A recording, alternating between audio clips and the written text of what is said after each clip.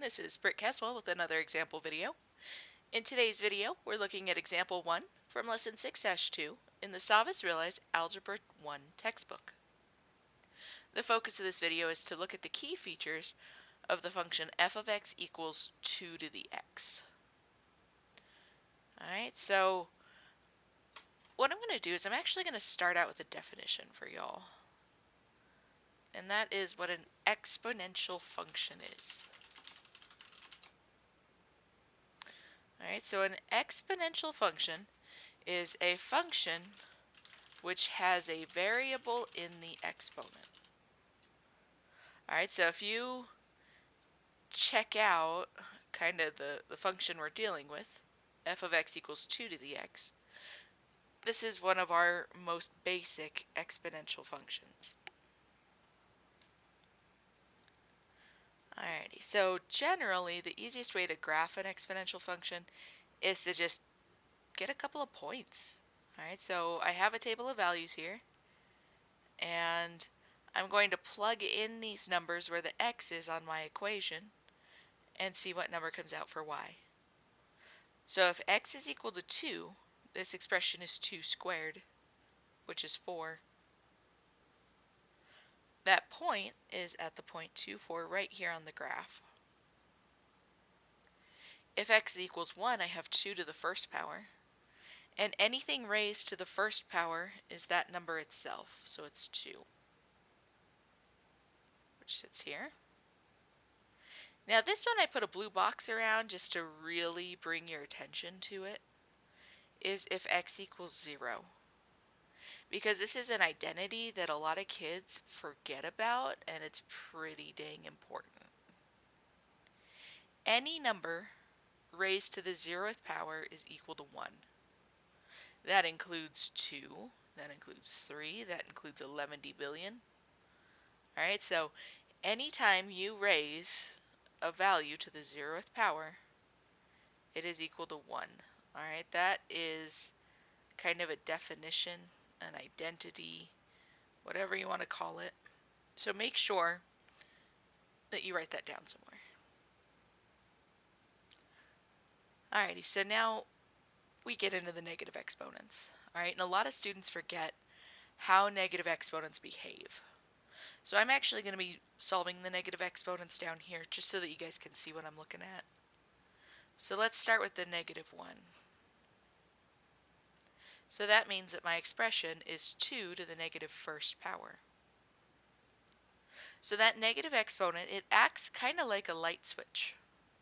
Alright, what happens is when you have it, what you could do is you can write this term as the bottom part of a fraction that no longer has a negative. And so this is the same, 2 to the negative first power is the same as 1 over 2 to the first, which is 1/2.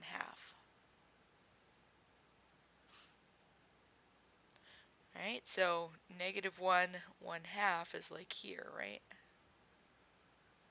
So whenever you have a negative exponent, really it's kind of like you're dividing. Alright, so that's kind of a key thing to pay attention to.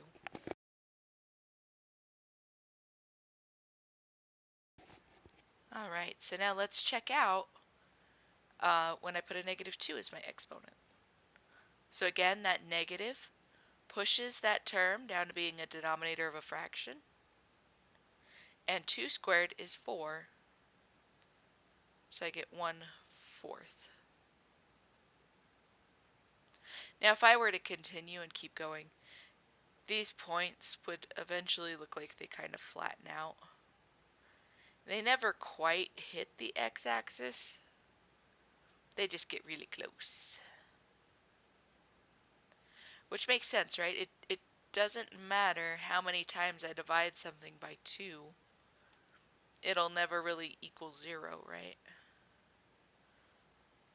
It just turns into a smaller and smaller and smaller number.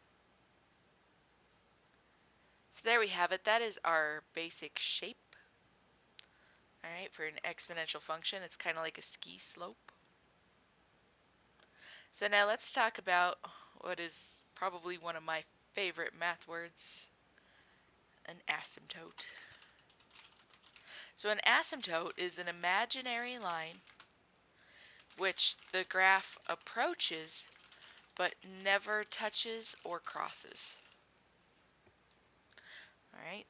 So we don't usually really draw an asymptote on a graph unless we're specifically looking for the asymptote. Okay? In this case, you remember how I was talking about how these points are getting closer and closer to zero but never equal to zero? That's because the graph becomes asymptotic at y equals 0, which is that dotted red line that I drew in there. All right, so it'll never equal 0, so it doesn't touch it, but the graph kind of runs along it. I tend to think of asymptotes kind of like a force field. And so with asymptotes, as this blue box says, it says, as the x values approach negative infinity, so as we go further and further to the left, the y values are approaching, well, they're getting closer and closer to 0. They're just never reaching it. Okay? So now let's talk about some of these other ones.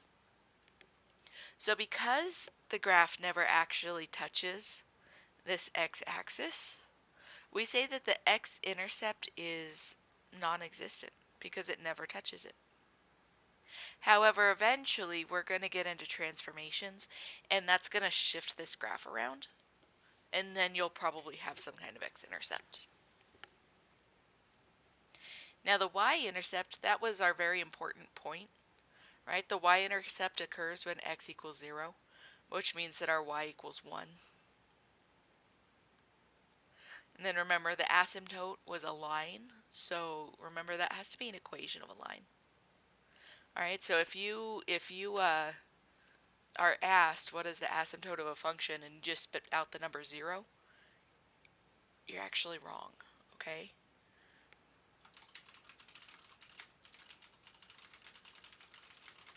So there's our little reminder. It must be written as the equation of a line. So now let's talk about our domain and range. So the domain is all of the potential x values that the graph passes.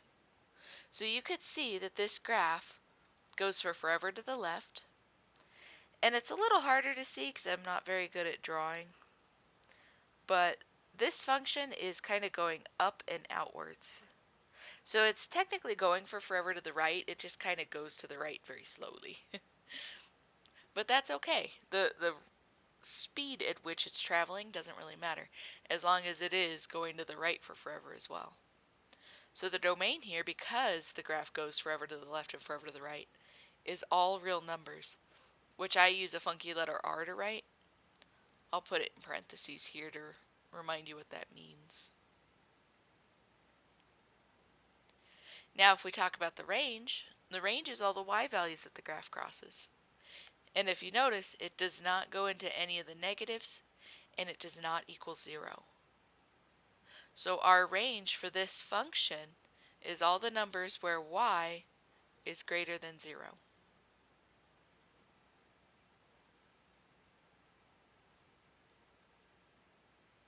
Alrighty, so I've kind of modified this a little bit because Savvas only asks you about the 1/2 to the x, but I want to talk about a few of these key features.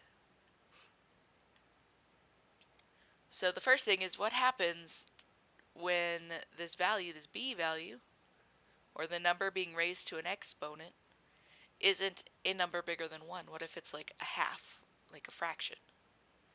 And I know it's a little bit hard to see. I'm going to zoom this in, and then I'll zoom it back out. But if you look at this graph, do you see how instead of going up and increasing, like an exponential function usually does, how now it's going down, it's decreasing? That kind of logically makes sense, right? When we have a number raised to an exponent, we're multiplying by that number multiple times.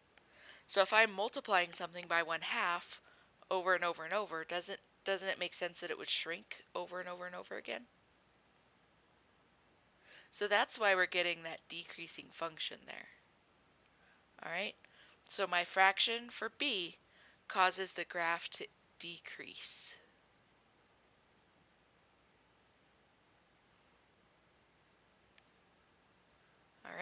So now what if there's a negative in front of the graph? So I have 1/2 to the x, but now I'm plopping a negative in front of it. So if you guys remember your transformations, when you multiply a function by a negative number, that's a vertical reflection. And so when I blow up this graph, you could see how instead of coming from the top and coming down like this, now it comes from the bottom. So we just reflected this graph upside down. So if your a value is a negative number, you're going to get a vertical reflection.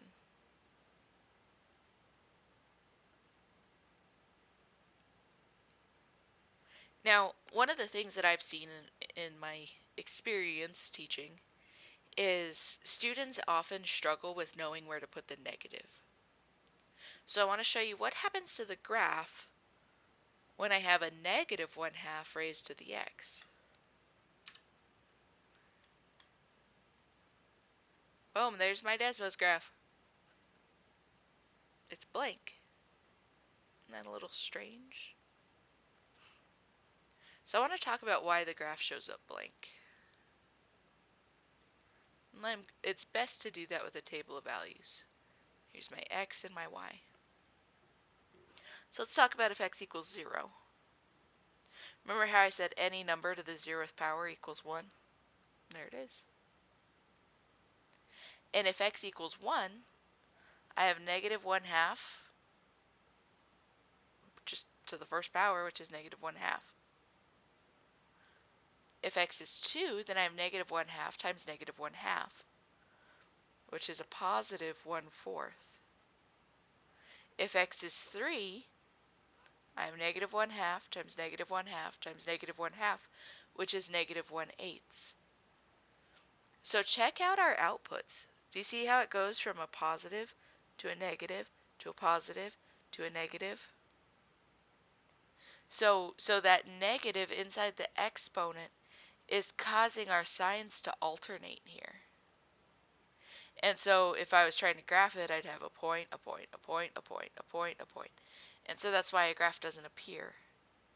Because eventually you guys are going to learn that these exponents can be like fractions and stuff, and that alternation still continues there. So you can't really graph when you have a negative inside the exponent. Okay? Alrighty, so now what happens if b is negative? I'm going to tell you alternating signs, not graphable.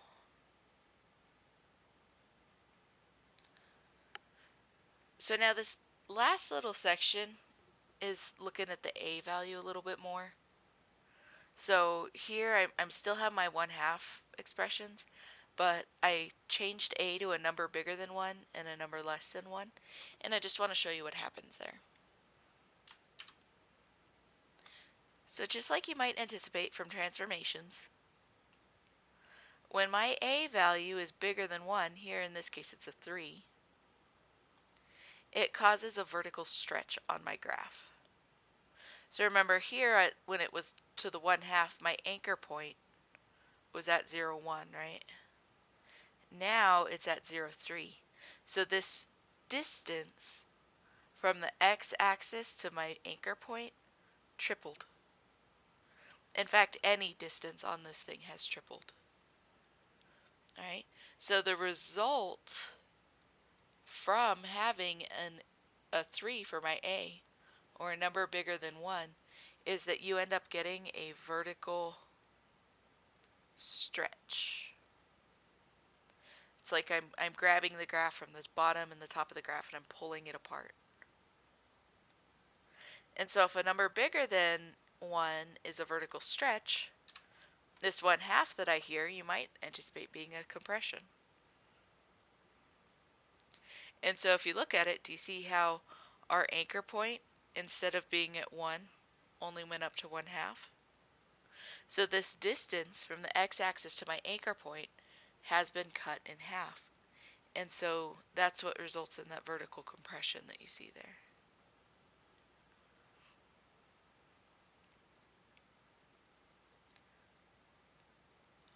Alrighty, so there we are. That's kind of the basic layout of an exponential graph. Until next time.